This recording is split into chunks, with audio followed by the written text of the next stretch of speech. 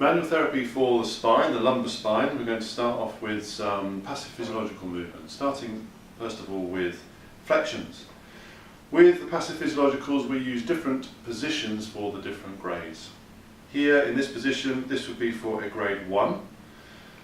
What we can do as well, depending upon the patient, depending upon how they're feeling, would depend upon whether we wanted to put, say, either a pillow or a towel underneath the pelvis. By doing that, what we can do is drop the lumbar spine into a more neutral or slightly flexed position, depending upon how much we put in. That is always going to be patient specific though, so please talk to your patient, see how they feel when lying in this prone position. Some patients really like this prone position, in which case, of course, that tends to mean they have a tendency towards extension to alleviate their symptoms. So that straight away is telling you something about the patient. So listen to the patient, that really helps. Looking at our flexions then for grade 1, this would be the position. They're laying nice and prone and relaxed, pillow underneath the ankles just so that they're in a relaxed position. And what we're going to do is our hands are going to go in and around to the iliac crest. So my fingers are coming around so I can feel ASIS, holding on to the iliac crest all the way to the back, and then my forearm of the arm that's furthest away from me is going to come across an angle across their pelvis and across the buttock. In doing that, you can use your forearm to lever the pelvis into flexion. So we're using the whole pelvis to pull down and into flexion. So into this position here, a nice firm clamping inwards, so I'm squeezing inwards to hold the pelvis.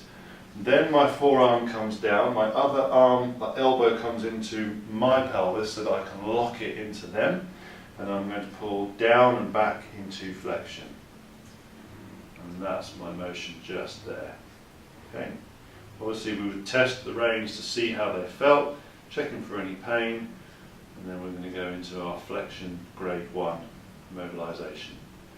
Although this looks like a reasonably large range of movement, actually the overall flexion motion within the lumbar spine is quite small, especially when we consider that the lumbar spine does have quite a lot of flexion available to it due to the orientation of the facets. Okay, so this is our grade 1 position. For grade 2, they would be supine, laying on their back. So if you could turn over onto your back for me, please.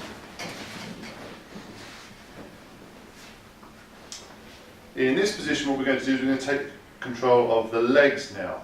So raising the knees up, do them one at a time, then I can support, up and support. Remember, someone's got a bad back, do everything slowly. Don't try and rush through or ask them to raise limbs up, etc. Support, help, and do it very slowly. Then we're going to take my arm that's furthest away from the head end underneath the knees. I'm going to drop my body weight down so that I'm kind of central to the torso, because I want my direction of force to be going upwards. Then this hand I'm just going to place over the top of the knees, and then very slowly, asking them to stay nice and relaxed, I'm going to start to raise, engage, and pull the legs up.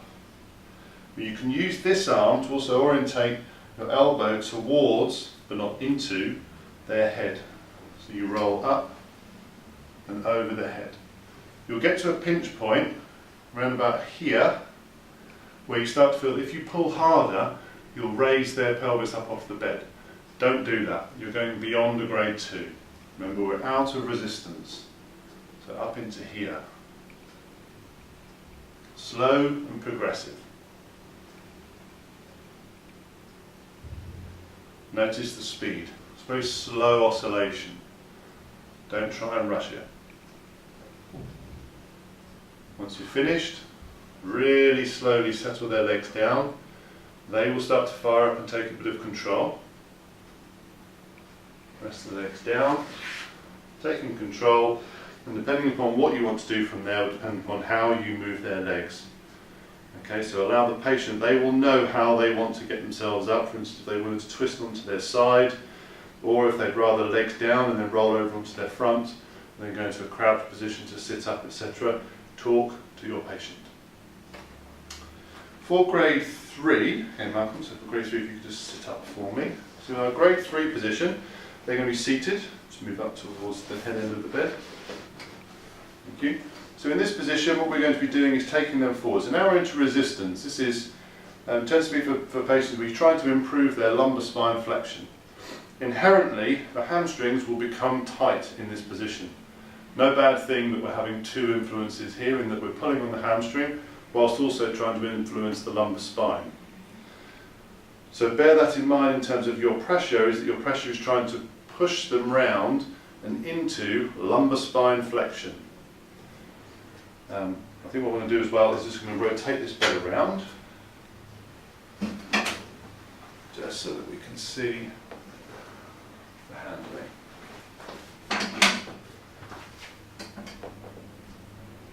I wouldn't normally say to you to move your patients on the bed, but for the purposes of filming we can.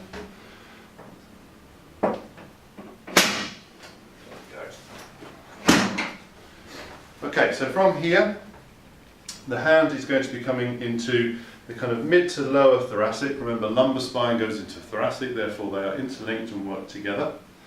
The patient's going to be essentially looking to slump themselves forward, but not slumping from the thoracic spine. We want that to be relatively straight, because it's very easy for most people to slump forward and it becomes a thoracic spine motion. We want it to be lumbar. We're then going to take them forward essentially as if they're going to reach and touch their toes. Okay, so the hand goes into here, so it's going to take up some of the slack. Remember, we're in resistance, so we need to take up the slack. Okay, and then from this motion here, this hand is going to come onto the lumbar spine.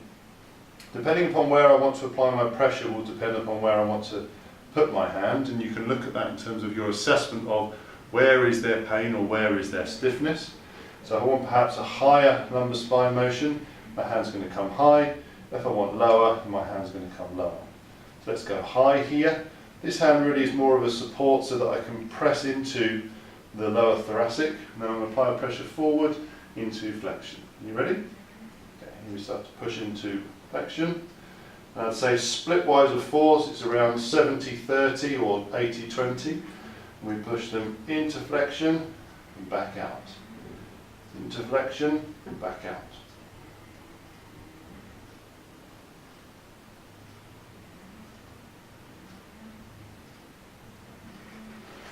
And that's our grade 3. For grade 4, same position, very much the same handling. We're just pushing them right up to that end of range point, and it's a much smaller oscillation, so you're enabling a bit more creep towards the end of range. Now have a watch, same thing. Applying my overpressure now, I'm leaning my body right in, up to that point, a much smaller oscillation.